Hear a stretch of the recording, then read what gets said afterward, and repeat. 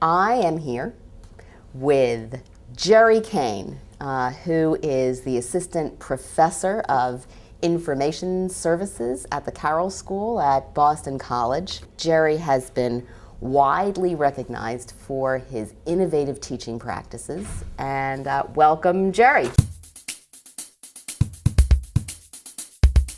So I'm a senior executive. Okay. I call you, I say, Jerry. Yes. What's it all about? Technology is really about empowering the individual at this point. And they can empower them for good and they can empower them for bad. And so the managerial question is, how do you then manage your employees in this environment so that they can be empowered for the good? Or to help your company. You just did a presentation at our company, so I'm thinking about all the things that you were sharing with us. But you did talk a lot about one of my favorite models, which is the Gartner hype curve. And could you explain a little bit of what that is? Basically what the curve says is all new technologies follow a particular pattern.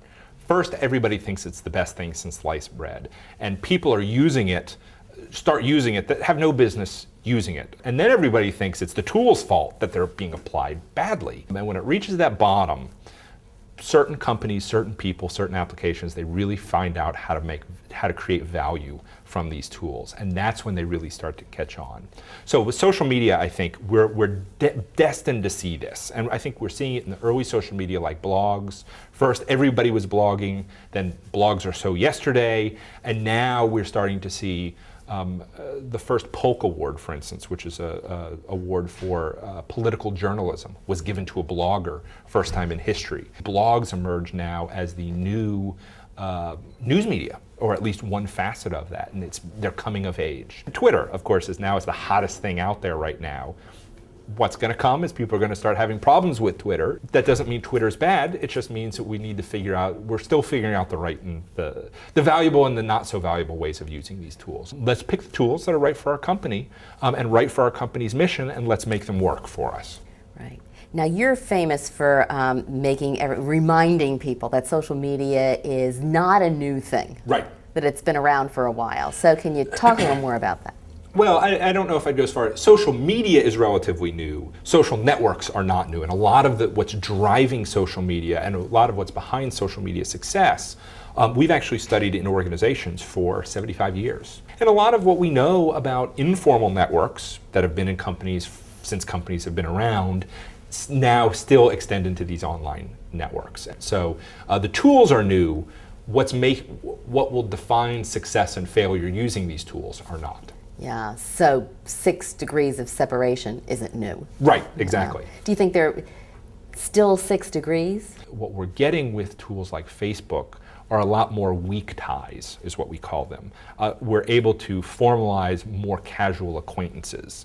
And so on that level, yeah, there probably is fewer than 6 degrees because we're counting less, what is less of a relationship as a relationship. There are so many people doing so much online for very little incentive. Yes. And yet, I know you've said sometimes to really get quality of contribution, people are just not going to do it for free. Right. So what's your perspective on incentives? Well, I think they are doing it for incentives. The trick is a lot of them are doing it for their own value. But if you're a company and want to leverage a network for a particular purpose, you're going to have to provide incentives. It's interesting how much you can create rules around social media by just saying, well, this is actually what you would do in the real world. Yes. If somebody works really hard for you, you would probably thank them. If we walked into your classroom, what might we notice that's different or distinct from the last time we were all there? One thing I've done, at least for the MBAs, is I did have them set up individual blogs, and they were to blog throughout the semester. And I actually had them RSS feeded to a central blog that posted up on my course wiki, so we had a course feed of what everybody was blogging about. What was interesting there is I use a case-based approach. So we started talking about certain companies, and then the blog posts were about those companies, and these companies are now monitoring the blogosphere for mentions of their course or mentions of their company. So we had executives from these companies engaging in online discussions about the companies we're talking about in class. I mean, what an incredible tool. What about the future? on a corporate level with your clients, when they ask you what's in your crystal ball, even 1 or 2 years out, what do you tell them? The next technological innovation, my prediction, is going to be location-aware social media. So as your iPod or your iPhone gets GPS capabilities and that's married with Facebook, you're going to know who is located at any given point, who and where they are. So when you go to a conference, for instance, you're going to be able to automatically track down the people you know. That's going to have some applications for people shopping at malls, advertising as people walk by a Starbucks. They can get a tweet to come into Starbucks and they'll get 50% off, some of that sort of stuff. Carly Fiorina had a quote that, the real IT revolution has only just begun. And I think that's what we're seeing in social media, the next wave of IT revolution.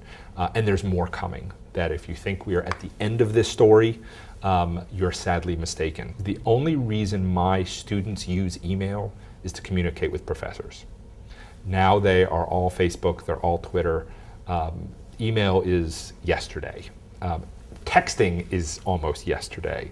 And so unless we're prepared, so if you're still part of the email generation, you're still walking around with your BlackBerry doing your emails. You're a step behind. A real innovator in the field. Jerry, thank you so much for talking with us. Oh, thank you.